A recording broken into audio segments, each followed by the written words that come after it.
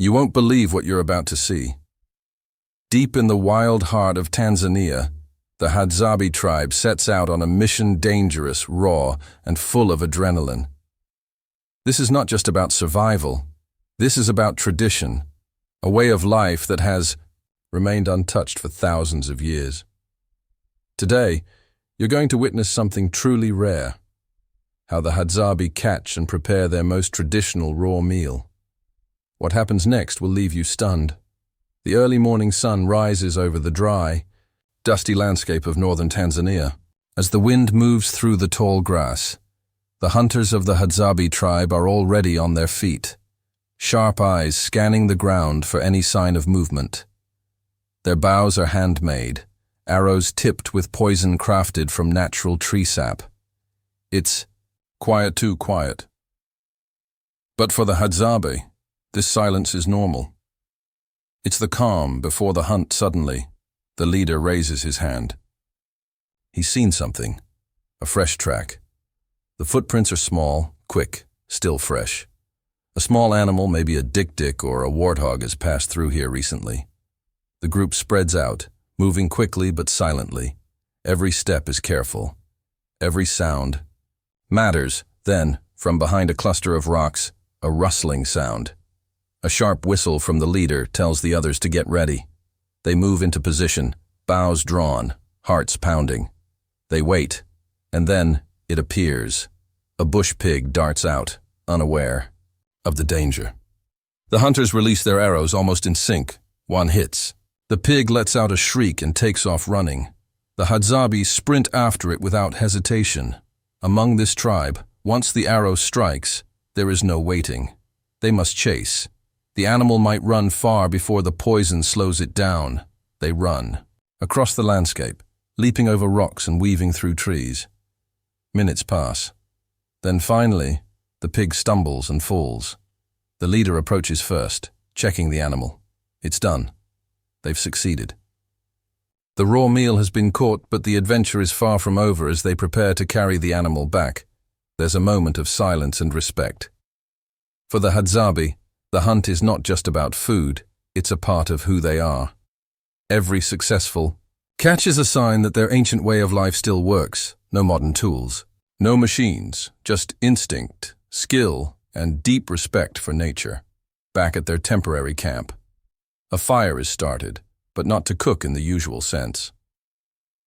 This meal is different. It's a raw tradition, passed down from generation to generation. The animal is placed on the ground, and the preparation begins. But don't expect clean cuts and kitchen knives here. The tribe uses sharpened stones and handmade tools to open the body. They know exactly what they're doing. Every move is fast, precise, and purposeful. The liver is the first organ removed. In Hadzabe culture, it's considered one of the most nutritious and powerful parts of the animal. The leader takes the first bite, raw and still warm, then passes it around. Each hunter eats in turn, chewing slowly, with focus. This might seem strange to outsiders, but for the Hadzabe, it's a sacred moment. Eating raw liver on the spot, still fresh from the hunt, is believed to give strength and honor to those who participated. Next, other parts are carefully separated. Some will be roasted lightly over the fire, but others, like the kidneys and fatare, also eaten raw. There's no seasoning, no salt, just the true taste of the wild. The hunters talk quietly among themselves, laughing at moments during the chase, pointing out what went right and what could have gone wrong by now. The tribe's women and children have gathered nearby. Though they don't join the hunt, they play an important role in preparing and sharing the food.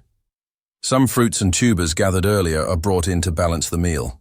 A few of the hunters wipe blood from their hands, still chewing as they sit back and relax. This is not just lunch, it's a celebration, a connection to the land, to the animal, and to each other. And just when you think it's over, something unexpected happens. One of the elders points to a nearby tree and whispers something. The others glance at each other. Could it be a second opportunity? What follows will make you hold your breath. The elder steps forward slowly, eyes locked on the tree's thick canopy. There's a sound faint but clear. The hunters freeze. Everyone falls silent. No one speaks, no one moves. Then it happens again, a soft rustling, a subtle crack of a branch. The leader signals with a nod. Another animal is up there. Possibly a monkey or a tree-dwelling rodent. For the Hadzabe, no opportunity is ever wasted. If the land offers food, they answer the call. They move quickly, silently surrounding the tree from all sides. One of the youngest hunters begins climbing, without hesitation. His hands grip the rough bark, feet pressing into natural grooves. It's a baobab, tree massive and ancient, its thick trunk providing natural hiding spots for animals. As he ascends, the others prepare their bows again. The tension is thick, everyone is watching. Time feels like it slows, then movement. A small animal darts across a high branch. The climber freezes. Below, the leader aims and releases. The arrow flies through the air, silent but deadly. A sudden screech echoes through the trees. They hit it. The animal drops, caught in the lower branches. Cheers erupt from the group. 2 catches in one day, it's rare, and it means one thing: a feast is coming. The climber descends with the second animal, and again the tribe gathers. This time there's even more excitement in the air. It's not just a meal anymore. It's a moment of pride. The children are wide-eyed, watching every step. The women start gathering fruits, tubers, and berries nearby, bringing color and variety to the simple but sacred meal. The second animal is smaller, but it's treated with the same respect. The hunters begin to clean it, using sharp stones, peeling back the layers with swift precision. This time, the fat is taken out first. In Hadzabe belief, fat is energy, a vital resource, especially when eaten raw and fresh. The pieces are passed around, each person chewing with satisfaction, savoring the wild, earthy flavor. The fire crackles nearby, more for warmth and light than for cooking.